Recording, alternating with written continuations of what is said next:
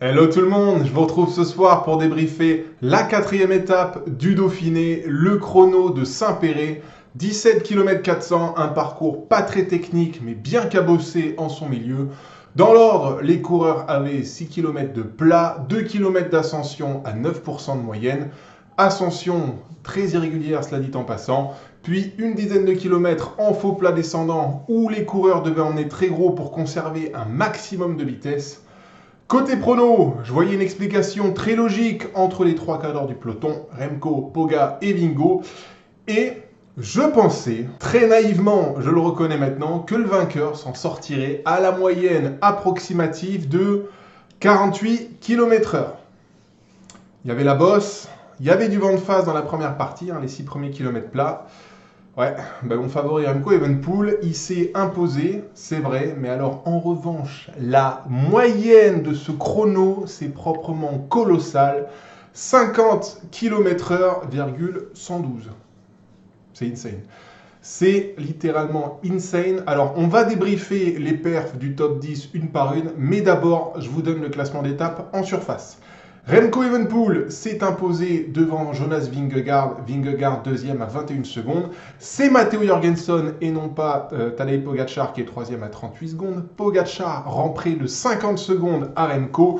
Lipovic est cinquième et un petit peu le meilleur des autres aux côtés de Jorgensen. Van der Poel est 6, Cavagna 7, Dunbar 8, Tobias Foss 9. Et c'est notre super pépite française de 18 ans, Paul Sexas, qui conclut le top 10. Et on va revenir sur Paul Sexas dans cette vidéo. Ok, si je débriefe dans l'ordre croissant, Remco, bon, aujourd'hui, je vais être clair, je vais mettre les termes.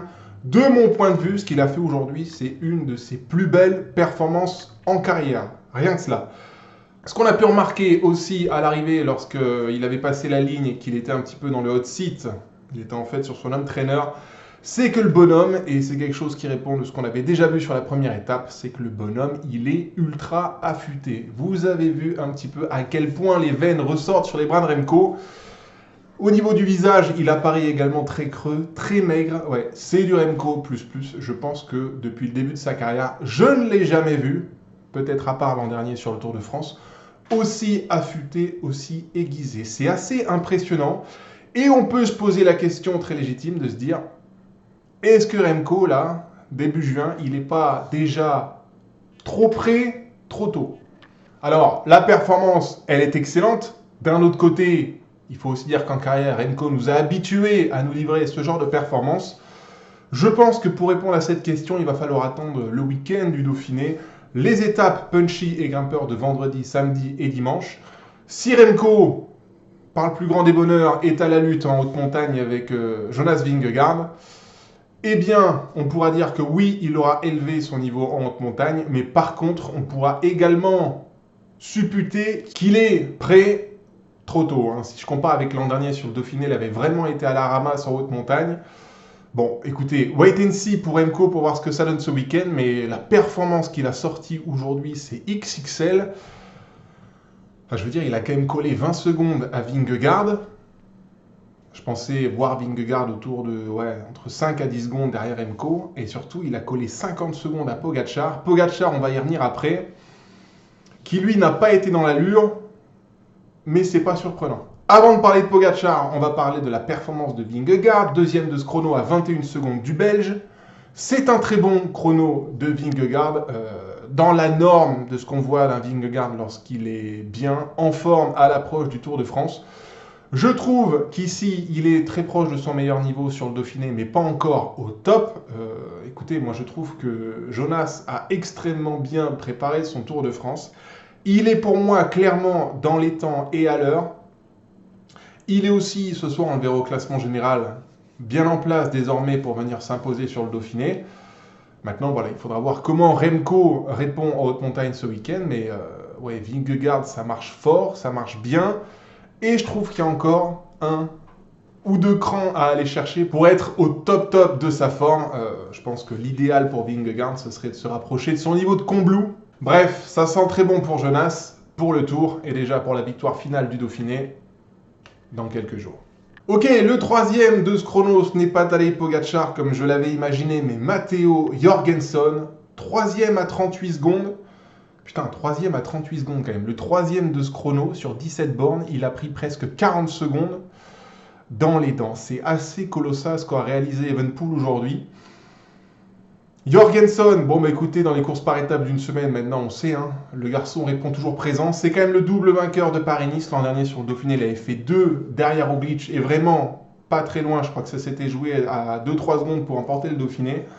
Jorgenson, à l'image de Vingegaard, prêt et à l'heure au rendez-vous. Il est bien, Jorgenson, très logiquement. Il est en dessous de son leader Jonas, mais oui, écoutez, ça sent bon pour la fin de semaine. Peut-être voir De Visma sur le podium dimanche soir. On n'en est pas encore là, on verra ce que ça donne déjà vendredi soir. Mais Jorgenson, c'est une très bonne surprise de ce chrono, même si, encore une fois, il a pris 40 secondes dans les dents vis-à-vis de Remco sur 17 km. Ça, c'est colossal quand même. Hein. Pogačar, c'est le 4e de ce chrono, 49 secondes rendues à Remco. Bon, est-ce qu'on doit s'inquiéter de la forme de Pogačar? Je pense absolument pas. Je vais même vous dire que c'était relativement attendu, même si ça fait loin, 49 secondes. Mais je pense qu'on a plus eu une surperformance de Remco qu'une sous-performance de Pogačar. Pourquoi est-ce que je dis que c'était attendu? On en a beaucoup parlé en commentaire ces derniers jours, notamment sur ce qu'il avait un petit peu montré sur la première étape, sur l'attaque d'Axel Laurence, puis sur l'attaque de Jonas Vingegaard. Pogačar, il était un petit peu tendu, ça répondait pas très bien, en tout cas pas comme on a l'habitude de voir Pogačar répondre aux agressivités de ses adversaires. Ouais, je pense qu'il a beaucoup souffert. Et qu'aujourd'hui, la vérité est sortie du puits, quoi. Pogačar n'est pas à 100%, loin de là, mais il n'y a pas de raison de s'inquiéter. La question qu'on va se poser maintenant vis-à-vis de Pogačar, il n'est pas à plein potentiel sur ce Dauphiné. Pourquoi? Est-ce qu'il est un petit peu court physiquement parce qu'il manque de roulage? Ou bien, inversement proportionnel, est-ce qu'il a fait trop de volume en stage ces dernières semaines et est-ce qu'il lui manque tout simplement du jus pour être bien et pouvoir répondre correctement sur le vélo cette semaine? Ça, c'est la grande question à laquelle je ne sais pas répondre. Est-ce qu'il a besoin encore de rouler après le Dauphiné? Est-ce qu'au contraire, il a besoin de récupérer? Écoutez, je ne suis pas dans le secret des dieux, je n'étais pas en stage avec Pogačar, donc c'est difficile à dire. Maintenant, que ça soit une tendance ou l'autre, ça devrait se régler très bien pour le Tour de France. Je rappelle que la plupart de la haute montagne se situera en 3e semaine du Tour. Et surtout, je pense qu'on peut faire confiance et à Pogačar et à son encadrement pour bien gérer son entraînement pour le Tour. Moi, je pense qu'il sera prêt. Qu'il ne réponde pas sur le Dauphiné maintenant, c'est pas effectivement dans la norme de Pogačar dont on a eu l'habitude de le voir gagner toute l'année. Mais voilà quoi. Il fallait, avec toute la saison qu'a eu Pogačar, à un moment donné, qu'il ait un moment de creux. Si ça tombe sur le Dauphiné maintenant, c'est très bien. L'objectif, très logiquement, c'est le Tour de France. Et c'est là qu'on attendra de voir Pogačar à 100%. Ok, après les 4 grosses performances, enfin les 3 grosses performances de la journée et la performance de Pogačar, eh bien c'est Lipovic qui est 5 à 57 secondes. Bon, lui, c'était attendu qu'il nous fasse un bon chrono. Maintenant, faire 5e du chrono aujourd'hui en sachant qu'hier il s'est quand même tapé 170 bornes en tête de course et à bloc, écoutez, Lipovic, c'est du très solide et surtout c'est de très bon augure pour le Tour de France. Si on prend les seconds couteaux après Pogačar, Evenepoel, Vingegaard, écoutez, moi je trouve que Lipovic aux côtés de Jorgenson, c'est un mec dont tous les feux se mettent au vert là, à l'approche du Tour, donc j'ai très hâte de voir ce que fera le cours allemand pour son premier Tour de France dans quelques semaines. On verra si Roglic sera au départ, on verra si Jane Lay sera également au départ. On ne sait pas trop ce que ça va donner pour l'Australien et le Slovène. Mais Red Bull doit tabler absolument sur le cours allemand au mois de juillet. Parce que je pense qu'avec ce qu'il montre, et en fonction des circonstances de course du Tour sur la première et deuxième semaine, Lipovic, je pense qu'il peut partir avec l'idée de faire un podium sur le Tour. C'est pas déconnant. Il est costaud et j'ai très hâte de voir ce que ça va donner en fin de Dauphiné, là, vendredi, samedi et dimanche. Le 6e de ce chrono, c'est Van Der Poel. Lui, il nous fait une espèce de razzia de place d'honneur sur les 4 premières étapes de ce Dauphiné. Je ne sais plus exactement où ça se situe, mais je crois qu'il doit toujours tourner entre 3 et 6. Voilà. Donc un Van Der Poel qui fait des efforts tous les jours pour bien se préparer au Tour de France. Je pense, à l'image de tous les autres, qui sera à l'heure au rendez-vous. La seule chose dont j'espère de Mathieu sur le prochain Tour de France, c'est qu'il ne soit pas totalement au service de Jasper Philipsen. J'aimerais vraiment voir un Mathieu Van Der Poel jouer sa carte. Je pense qu'il a mieux à faire sur le Tour que le poisson pilote pour Jasper Philipsen. Maintenant, Alpecin décidera et Mathieu s'exécutera. À suivre, Rémi Cavagna, c'est le meilleur des Français et il est 7. C'est une très bonne performance, même s'il rend 1 minute 7 à Remco Evenepoel. Cavagna, qui semblait absolument pas être confiant de sa performance une fois l'arrivée franchie, eh ben écoutez, sortir un top 7 et quand tu vois les noms qui sont devant lui, c'est de très bon augure pour les championnats de France du chrono dans 2 semaines. Donc Cavagna, là, il vient de placer ses pions pour les championnats de France. C'est solide. C'est solide en plus sur un parcours qui ne lui convenait pas spécifiquement. Je pense qu'il n'a absolument pas kiffé la bosse qu'il y avait en milieu de parcours. Très irrégulier. On sait que Rémi préfère les efforts réguliers. Eddie Dunbar est 8e de ce chrono. Et là encore, à l'image de Lipovic et Van Der Poel, c'est très solide parce qu'il était dans la grosse échappée d'hier qui se sont envoyés pâter pendant 160 km. Tobias Foss est 9e. Tobias Foss qui dans l'ensemble réalise une très bonne saison 2025. Et enfin, et j'ai envie d'accorder un petit peu de temps à ce bonhomme, eh bien écoutez, c'est Paul Sexas qui conclut le top 10 à une 12 de Remco. Paul Sexas, il a 18 ans, je crois qu'il aura 19 ans en septembre ou en octobre, je ne me rappelle plus exactement. Première saison professionnelle, il sort des rangs juniors. Mama, on est béni que ce bonhomme soit français. Oui, Lenny Martinez là arrive gentiment en haut du panier et sera certainement notre meilleure chance sur le Tour de France à venir. Mais alors lui, pour une saison professionnelle, ce qu'il fait, c'est absolument remarquable. Il avait été très bon déjà en World Tour au mois de février sur le Tour UAE. Il a éclaté un petit peu aux yeux du monde sur le Tour des Alpes fin avril. Il n'aurait pas dû participer à ce Dauphiné, il aurait dû participer au Baby Giro. Très bonne initiative de Decathlon de le mettre à la concurrence des meilleurs sur ce Dauphiné. Et pour l'instant, exceptionnel. Non mais exceptionnel les gars. On sait que ce garçon a des qualités de grimpeur à revendre. Si on ajoute à ça des qualités de rouleur comme il nous les a montrées aujourd'hui, à mon avis, dans 3-4 ans, il est sur le podium d'un grand tour. Pour moi, ça fait très peu de doute. Donc, je croise les doigts pour qu'il n'ait pas d'accident, qu'il puisse continuer à se développer comme il le fait depuis le début de saison. Mais bon sang, les amis, on a vraiment beaucoup de chance que Paul Sexas soit français. Je ne vais pas m'emballer, hein. Je déteste crier au loup et dire « voilà le successeur de Bernard Hinault ». Mais il est loin de son plafond physique et il est déjà à un niveau colossal.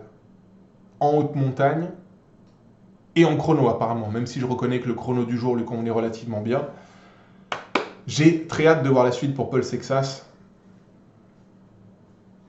Ah, on a de la chance. Vraiment, c'est super. Côté français, dans l'ensemble, écoutez, on avait Cavagna 7, Paul Sexas 10. Armirail et Garnalec font 11 et 12. Nos meilleurs chronomènes, ils se mettent un petit peu gentiment en place et en meilleures conditions à l'approche des championnats de France. Je pense que le combat sera là. Cavagna, Armirail, Garnalec, à voir si Paul Sexas sera là. Benjamin Thomas un petit peu en retrait aujourd'hui, mais pas non plus complètement à la rue. Voilà, les gars sont prêts à l'heure. Ivan Romeo, le maillot jaune ce matin, écoutez, il fait 15 à 1,26. Je pensais qu'avec la courte distance qu'il y avait aujourd'hui, les 17 km, qu'il aurait pu conserver son maillot jaune au terme de ce chrono. On le verra dans le classement général, il lui a manqué quelques secondes. Mais là encore, et un petit peu à l'image de Tadej Pogacar, moi je trouve pas qu'Ivan Romeo a sous-performé. Il fait 15 du jour après une grosse échappée hier. C'est juste que Remco et Vingegaard ont volé. Tout simplement, je pense qu'on peut résumer le chrono comme ça. Terrada est 16e à 1,29, très bonne performance du Colombien. Après, on a un petit tir groupé de Buitrago, Carlos Rodriguez et Lenny Martinez qui font 19, 20 et 21 entre 1,38 et 1,41. Personnellement, je suis un petit peu déçu du chrono de Lenny Martinez. Je pense qu'il rend un petit peu trop de temps à Remco. 1,40 c'est énorme, mais j'aurais pensé en vérité qu'il aurait lâché entre 50 secondes et 1 minute. Écoutez, on verra ce que ça donne ce week-end pour Lenny Martinez. L'objectif, c'est le Tour de France, pas le Dauphiné. Maintenant, j'aurais trouvé plus logique qu'il soit dans le top 10 à la place de Paul Sexas et que Sexas se soit situé autour du top 20. Écoutez, excellente nouvelle et super pour nous de voir Sexas à ce niveau-là. Lenny, il lui a un petit peu manqué aujourd'hui, même s'il était relativement satisfait de son chrono. Mais c'était un chrono qui lui convenait. Et personnellement, j'aurais pensé qu'il aurait été dans le top 10. À suivre, le Dauphiné est loin d'être terminé. Au classement général, avec son super chrono du jour, c'est donc Remco Evenepoel qui prend le maillot jaune à Ivan Romeo. Romeo qui recule à la 3e place du général à 9 secondes désormais du Belge. C'est Lipovic qui s'intercale entre les deux à 4 secondes de Remco. Et franchement, il n'a vraiment pas manqué grand-chose à Lipovic et Romeo pour que l'un ou l'autre prenne le jaune. Van der Poel est toujours là, 4e du général à 14 secondes. Ensuite, on a Vingegaard. Et là, ça devient très intéressant pour la lutte à la victoire finale de ce Dauphiné. Vingegaard est 5e à 16 secondes de Remco. Eddie Dunbar, 6 à 30 secondes. Terrada, 7 à 30 secondes également. Puis on a Tadej Pogačar relativement loin ce soir à 38 secondes de Remco. Jorgensen est 9e à 39 secondes. Et enfin, c'est Lubari qui conclut le top 10. Mais là, on est déjà au-delà de la minute à 1,03. Pour les autres favoris, j'ai noté Sexas 11e à 1,13. Il y a peut-être un top 10 à aller chercher sur ce Dauphiné pour Paul Sexas. Le tir groupé toujours de Buitrago, Rodriguez et Martinez qui sont 19, 20 et 21 du général autour d'une 40 de Remco. Là, ça commence à faire loin. Je pense qu'on ne pourra pas aller chercher plus qu'un top 10 sur ce Dauphiné désormais.